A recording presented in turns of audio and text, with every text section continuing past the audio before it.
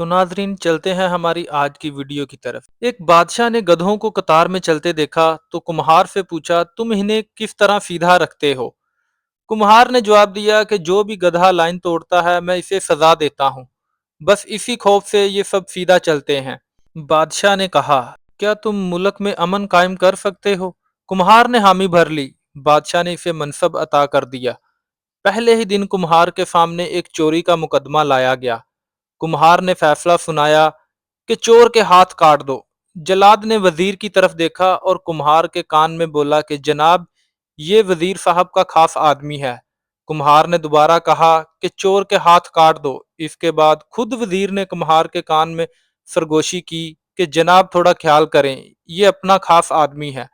کمہار بولا چور کے ہاتھ کاٹ دیے جائیں اور سفارشی کی زبان کاٹ دی جائے، اور کہتے ہیں کہ کمہار کے اس فیصلے کے بعد پورے ملک میں امن قائم ہو گیا۔ ہمارے ہاں بھی امن قائم ہو سکتا ہے، مگر اس کے لیے چوروں کے ہاتھ اور سفارشیوں کی زبانیں کاٹنا پڑیں گی۔ تو آپ سب لوگوں کو میری ویڈیو کیسی لگی؟ لائک، کمنٹ اور شیئر ضرور کریں۔ ملتے ہیں نیکسٹ ویڈیو میں، تب تک کے لیے اللہ حافظ۔